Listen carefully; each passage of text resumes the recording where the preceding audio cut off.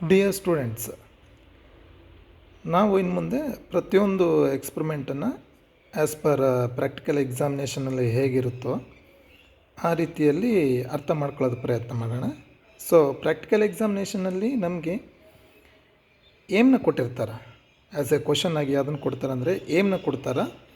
ನಾವು practical answer ಪೇಪರಲ್ಲಿ ಬರೆಯೋದು ಕೇವಲ 4 ಅಂಶಗಳು ಮಾತ್ರ. ಒಂದು ಪ್ರಿನ್ಸಿಪಲ್ಲು, ಎರಡನೇದು ಫಾರ್ಮುಲಾ, ಮೂರನೇದು ಸರ್ಕ್ಯೂಟ್ ಡಯಾಗ್ರಾಮ್, ನಾಲ್ಕನೇದು ಅಬ್ಸರ್ವೇಷನ್ ಆ್ಯಂಡ್ ಟೇಬಲರ್ ಕಾಲಮ್ ಈ ಎಕ್ಸ್ಪರಿಮೆಂಟ್ ಕೇಸ್ನಲ್ಲಿ. ಸೊ ಈ ಎಕ್ಸ್ಪರಿಮೆಂಟಲ್ಲಿ ಪ್ರಿನ್ಸಿಪಲ್ ಓಮ್ಸ್ ಲಾ ಆಗಿರುತ್ತೆ. ಸೊ ನಾವು ಫಾರ್ಮುಲಾ ಅಂತ ನೋಡಿದಾಗ ಫಾರ್ಮುಲಾ ಏನಿದೆ ಅಂತಂದರೆ R=V/I ಅನ್ನೋದೊಂದು ಫಾರ್ಮುಲಾ ಆದರೆ ρ=πr² R/L ಅನ್ನೋದು ಎರಡನೇ ಫಾರ್ಮುಲಾ ಆಗಿರುತ್ತೆ. ಮೊದಲನೇ ಫಾರ್ಮುಲಾ ರೆಸಿಸ್ಟೆನ್ಸ್ ಫೈಂಡ್ ಔಟ್ ಮಾಡೋದಕ್ಕೆ, ಎರಡನೇ ಫಾರ್ಮುಲಾ ರೆಸಿಸ್ಟಿವಿಟಿನ ಫೈಂಡ್ ಔಟ್ ಮಾಡೋದಕ್ಕೆ. ಸೊ ಇಲ್ಲಿ ನಾವು ಕ್ಲಿಯರಾಗಿ ನೋಡ್ಬೋದು, ನಮ್ಮ ಸರ್ಕ್ಯೂಟಲ್ಲಿ ಒಂದು ಬ್ಯಾಟ್ರಿ, ಒಂದು ಅಮೀಟರು, ಒಂದು ವೋಲ್ಟ್ ಮೀಟರು, ಆರ್ ಅಂತಂದರೆ resistance of a given wire ನಾವು ಫೈಂಡ್ ಔಟ್ ಮಾಡಬೇಕಾಗಿದ್ದು. ಆಮೇಲೆ ಇದೇ ವೈಯರ್ದು ನಾವೇನು ಫೈಂಡ್ ಔಟ್ ಮಾಡ್ತೀವಿ, ರೆಸಿಸ್ಟಿವಿಟಿ. ಸೊ ಇಲ್ಲಿ RH ಅನ್ನೋದೇನಿರುತ್ತೆ, ರಿಯೋಸ್ಟ್ಯಾಟ್. ಅಬ್ಸರ್ವೇಷನಲ್ಲಿ ಬಂದಾಗ ನಾವೇನೇನು ನೋಡ್ತೀವಿ ಅಂತಂದರೆ radius of the wire given ಅಂತಿರುತ್ತೆ, ಡಾಟಾಗಳನ್ನು ನಾವು ಕೊಡ್ತೀವಿ. Length of the experimental wire L ಅಂತಾರಂದು ಎಷ್ಟು ಉದ್ದ ವೈಯರ್ ನಾವು ತೊಗೊಂಡಿದ್ದೀವಿ ಅನ್ನೋದನ್ನು ತೋರಿಸುತ್ತೆ. ಸೊ ಇಲ್ಲಿ ನಮ್ಮದು ಬ್ಯಾಟ್ರಿ ಸೆಟಪ್ ಇದಿರುತ್ತೆ. ಇದು ನಮ್ಮದು ಅಮೀಟರು, ಇದು ನಮ್ಮದು ವೋಲ್ಟ್ ಮೀಟರು, ಇದು ಗಿವನ್ ವೈಯರು. ಸೊ ಇಲ್ಲಿ ಇರೋದು ನಮ್ಮದು ರಿಯೋಸ್ಟ್ಯಾಟ್. ಸೊ ಸರ್ಕ್ಯೂಟ್ ಪ್ರಕಾರ ನಾವು ಕನೆಕ್ಷನ್ಸ್ನ ಸ್ಟಾರ್ಟ್ ಮಾಡಿದರೆ first positive terminal of the battery ನೀವಿಲ್ಲಿ ನೋಡ್ಬೋದು. ಪಾಸಿಟಿವ್ ಟರ್ಮಿನಲ್ ಆಫ್ ದ ಬ್ಯಾಟ್ರಿಲಿಗೆ ಹೋಗಬೇಕು, ಅಮೀಟರ್ದು ಪಾಸಿಟಿವ್ಗೆ ಹೋಗಬೇಕು. ಸೊ ಇಲ್ಲಿ positive terminal of the battery ಎಲ್ಲಿಗೆ ಬರುತ್ತೆ, ಪಾಸಿಟಿವ್ ಟರ್ಮಿನಲ್ ಆಫ್ ದ ಅಮೀಟರಿಗೆ ಬರುತ್ತೆ. So next point negative terminal of the battery ಎಲ್ಲಿಗೆ ಹೋಗಬೇಕು, ರೆಸಿಸ್ಟೆನ್ಸ್ ವೈಯರ್ಗೆ ಹೋಗಬೇಕು. ಅಲ್ಲಿಂದ ಅದು ಎಲ್ಲಿಗೆ ಬರಬೇಕು, ವೋಲ್ಟ್ ಮೀಟರ್ ಪಾಸಿಟಿವ್ ಬರಬೇಕು. ಸೊ ಇಲ್ಲಿ ಎರಡು ವೈಯರ್ಗಳನ್ನ ಒಂದೇ ಪಾಯಿಂಟಿಗೆ ಕನೆಕ್ಟ್ ಆಗಿರೋದ್ರಿಂದಾಗಿ ಸೊ ನಾ ಏನು ಮಾಡ್ತೀನಿ, negative terminal of the battery ammeter connect ಮಾಡ್ತೀವಿ, positive terminal of the battery ನಮ್ಮ ವೋಲ್ಟ್ ಮೀಟ್ರಿಗೆ ಕನೆಕ್ಟ್ ಮಾಡ್ತೀವಿ. ಸೊ ಇದು ಒಂದು ಪಾರ್ಟ್ ಕನೆಕ್ಷನ್ಸ್ ಕಂಪ್ಲೀಟ್ ಆಯಿತು. ಸೊ ಇಲ್ಲಿ ಮತ್ತೆ ನಾವು ನೋಡ್ಬೋದು, ರೆಸಿಸ್ಟೆನ್ಸಿಂದ ವೈಯರಿಂದ ಇನ್ನೊಂದು terminal, negative terminal of the volt meter ಎರಡೂ ಸೇರಿ ಎಲ್ಲಿಗೆ ಹೋಗಬೇಕು, ರಿಯೋಸ್ಟ್ಯಾಟ್ನ ಅಪ್ಪರ್ ಟರ್ಮಿನಲ್ಗೆ ಹೋಗಬೇಕು. ಸೊ ಇಲ್ಲಿ ಎರಡು ವೈರ್ ಕನೆಕ್ಟೆಡ್ ಇದೆ. ಸೊ ಒಂದು ಪಾಯಿಂಟ್ನ ನಾವೇನು ಮಾಡ್ತೀವಿ, ವೋಲ್ಟ್ ಮೀಟ್ರನ್ನ ನೆಗೆಟಿವ್ಗೂ, ಇನ್ನೊಂದು ಟರ್ಮಿನಲ್ ರಿಯೋಸ್ಟ್ಯಾಟಿನ ಅಪ್ಪರ್ ಟರ್ಮಿನಲ್ಗೆ ಕನೆಕ್ಟ್ ಮಾಡ್ತೀವಿ. ಸೊ ಇಲ್ಲಿಗೆ ಅಪ್ ಟು ನಮ್ಮದು ಇಲ್ಲಿವರೆಗಿನ ಕನೆಕ್ಷನ್ಸ್ ಕಂಪ್ಲೀಟ್ ಆದವು. So negative terminal of the battery ಕೀನಿಂದ ಪಾಸಾಗಿ ರಿಯೋಸ್ಟ್ಯಾಟಿಗೆ ಬರಬೇಕು.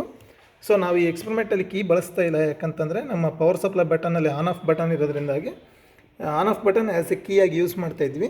ಸೊ ಕೊನೆಯದಾಗಿ negative terminal of the battery ಯಾರಿಗೆ ಕನೆಕ್ಟ್ ಆಗಬೇಕು, end terminal of the rheostat. So ಇದು ನಮ್ಮ ಎಕ್ಸ್ಪರಿಮೆಂಟಲ್ ಸೆಟಪ್ ಆಗಿರುತ್ತೆ. ಈ ಎಕ್ಸ್ಪರಿಮೆಂಟಲ್ಲಿ ನಾವು ವೋಲ್ಟೇಜನ್ನು 8ಕ್ಕೆ ಸೆಟ್ ಮಾಡ್ತಾಯಿದ್ದೀವಿ. ಒಂದು ಅಮ್ಮೀಟರ್ದು ರೇಂಜ್ 0 to 5 ಆಂಪಿಯರ್ದಿರೋದನ್ನ ತೊಗೊಂಡಿದ್ದೀವಿ. ವೋಲ್ಟ್ ಮೀಟರ್ ರೇಂಜ್ 0 to 15 ವೋಲ್ಟಿನವರೆಗೂ ನಾವು ಈ ಎಕ್ಸ್ಪರಿಮೆಂಟಲ್ಲಿ ವೋಲ್ಟ್ ಮೀಟರ್ನ ರೇಂಜನ್ನ ತೊಗೊಂಡಿರೋದು. ಸೊ ಇಲ್ಲಿ ನಾವು ಕ್ಲಿಯರಾಗಿ ನೋಡ್ಬೋದು, length of the wire 1 metre ಇದೆ and radius of the wire 0.25 into 10⁻³ metres ಇದೆ. ಸೊ ಎಕ್ಸ್ಪರಿಮೆಂಟಲ್ಲಿ ನಾವು ರೀಡಿಂಗ್ನ ಹೇಗೆ ತೊಗೊಳ್ಳೋದು ಅನ್ನೋದನ್ನು ತೋರಿಸ್ಕೊಡ್ತೀನಿ ಈಗ. ಸೊ ಮೊದಲು ನಾವು ಪವರನ್ನು ಆನ್ ಮಾಡ್ತೀವಿ, ವೋಲ್ಟ್ ಮೀಟರ್ನ 2 ವೋಲ್ಟಿಗೆ ಸೆಟ್ ಮಾಡ್ತೀವಿ. ಸೊ ನಾ ಎಷ್ಟಕ್ಕೆ ತೊಗೊಳ್ತಾ ಇದ್ದೀನಿ ಫಸ್ಟ್ ರೀಡಿಂಗ್ ಅಂತಂದರೆ 2 ವೋಲ್ಟಿಗೆ ತೊಗೊಳ್ತಾ ಇದ್ದೀನಿ. ಸೊ 2 ವೋಲ್ಟಿಗೆ ಇಲ್ಲಿ ಕರೆಂಟ್ ನನಗೆ 3 ಡಿವಿಷನ್ಸ್ ತೋರಿಸ್ತಾ ಇದೆ. ಸೊ ಟೇಬಲರ್ ಕಾಲಮಲ್ಲಿ ನಾನು ಏನಂತ ಎಂಟ್ರಿ ಮಾಡ್ತೀನಿ, ನಂದು ಅಂಪೇರ್ 0.3 ಬರುತ್ತೆ. ಎಷ್ಟು ವೋಲ್ಟಿಗೆ, 2 ವೋಲ್ಟಿಗೆ. ಸೊ 2 ವೋಲ್ಟಿಗೆ 3 ಆಂಪಿಯರ್ 0.3 ಆಂಪಿಯರ್ ಕರೆಂಟ್ ಬಂದಿದೆ. ಸೊ ನಮ್ಮದು ರೇಡಿಯಸ್ ಎಷ್ಟಿದೆ ಅಂತ ಹೇಳಿದೆ ನಾನು 0.25 into 10⁻³ and length of the wire is 1 metre. So ನಾವೇನು ಮಾಡೋಣ, ಈಗ ನಮ್ಮ ಸೆಕೆಂಡ್ ರೀಡಿಂಗ್ ನೋಡೋಣ. ನಾನು ಸೆಕೆಂಡ್ ರೀಡಿಂಗ್ ಎಲ್ಲಿಗೆ ತೊಗೋತೀನಿ ಅಂತಂದರೆ 4 ವೋಲ್ಟಿಗೆ ತೊಗೊತೀನಿ.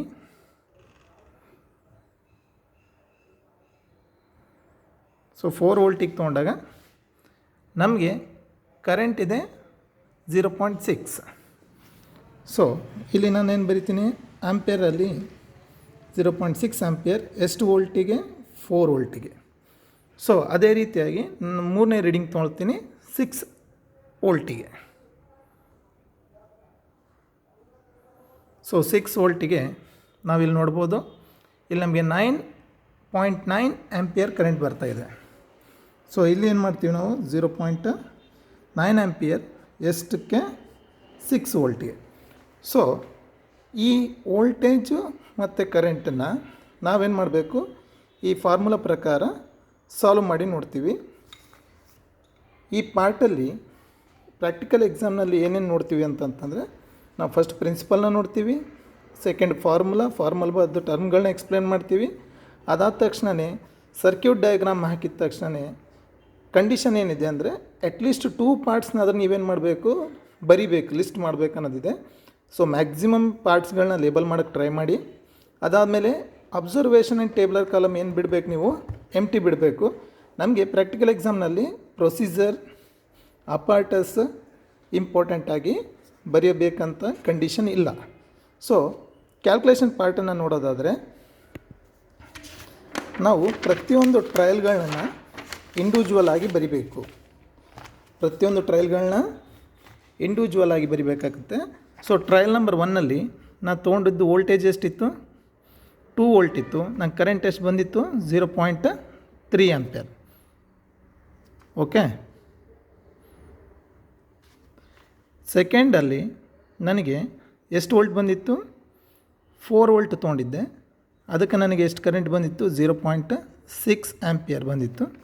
ಸೊ ಥರ್ಡ್ ಎಕ್ಸ್ಪರಿಮೆಂಟಲ್ಲಿ ನಾವು ನೋಡೋದಾದರೆ ನನಗೆ 6 ವೋಲ್ಟ್ ತೊಗೊಂಡಿದ್ವಿ, ನನಗೆ ಎಷ್ಟು ಬಂದಿತ್ತು, 0.9 ಆಂಪಿಯರ್ ಕರೆಂಟ್ ಬಂದಿತ್ತು. ಸೊ ಇದನ್ನು ಇದೇ ರೀತಿಯಾಗಿ ನಾವು ಏನು ಮಾಡಬೇಕಾಗುತ್ತೆ, ಕ್ಯಾಲ್ಕುಲೇಟ್ ಮಾಡಬೇಕಾಗುತ್ತೆ. ಸೊ ನಮ್ಮ ಫಾರ್ಮುಲಾ ಏನಿದೆ, V/I. ಸೊ ವಿ ಎಷ್ಟಿದೆ, 2 ವೋಲ್ಟ್ ಇದೆ, ಡಿವೈಡೆಡ್ ಬೈ ಐ ನಂದು ಎಷ್ಟಿತ್ತು, 0.3. ಸೊ 6.66. ಇದನ್ನು ಪ್ರತಿ ಟ್ರಯಲಲ್ಲೂ ನಾವು ಸರಿಯಾಗಿ ನಮ್ಮದು ಫಾರ್ಮುಲಾ ಬರೆದು ನಮ್ಮದು ಟ್ರಯಲಲ್ಲಿ ಎಂಟ್ರಿಗಳನ್ನ ಬರೆದು ಆ ನಂತರ ಮಾತ್ರ ಕ್ಯಾಲ್ಕುಲೇಟ್ ಮಾಡಬೇಕು.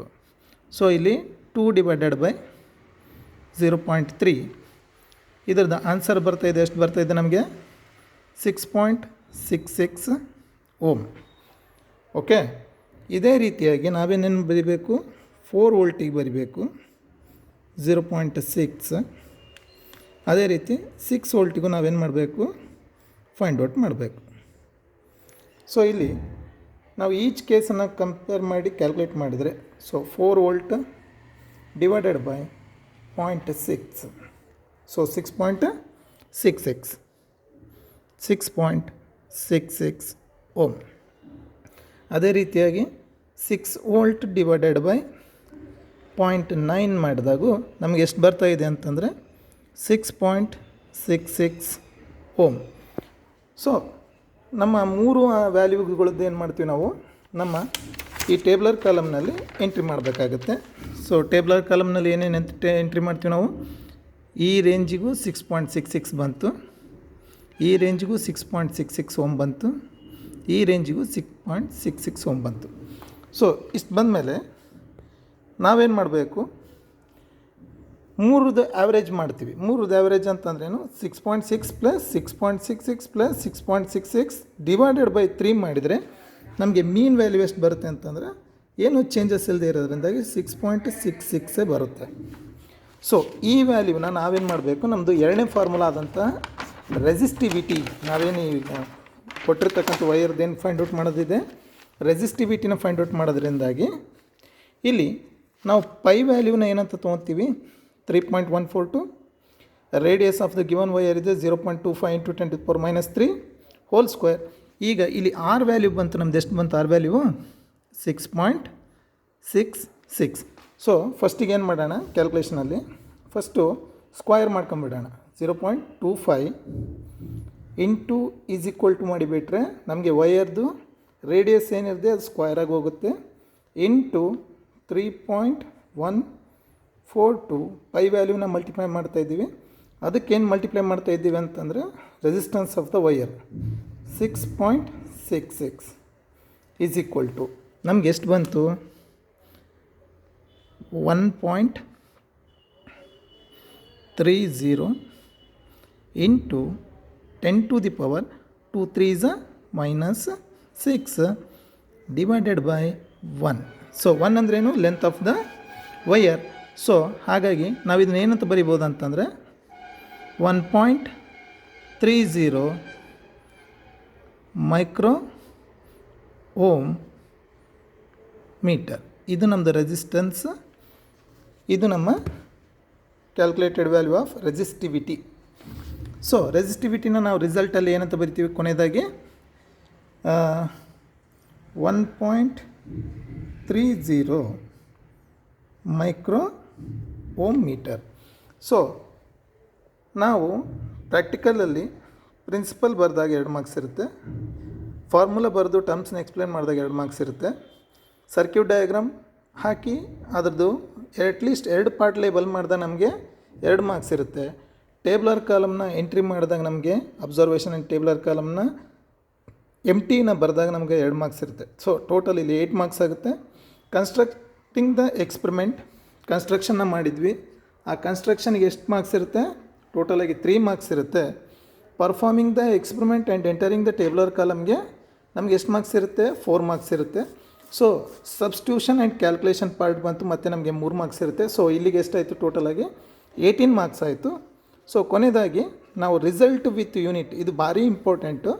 ರಿಸಲ್ಟ್ ವಿತ್ ಯೂನಿಟ್ ಅಂತ ಬರೆದಾಗ ನಮಗೇನು ಸಿಗುತ್ತೆ ಕೊನೆಯದಾಗಿರ್ತಕ್ಕಂಥ 2 ಮಾರ್ಕ್ಸ್ ಸಿಗುತ್ತೆ. ಸೊ ಟೋಟಲಾಗಿ ಪ್ರಾಕ್ಟಿಕಲ್ ಪರ್ಫಾರ್ಮ್ ಮಾಡಿದಾಗ ನಮಗೆ 20 ಮಾರ್ಕ್ಸ್ ಬರುತ್ತೆ. ಸೊ ಇದು ನಮ್ಮ first experiment resistivity of the material of the ವಯರ್ದಾಗಿತ್ತು. Thank you.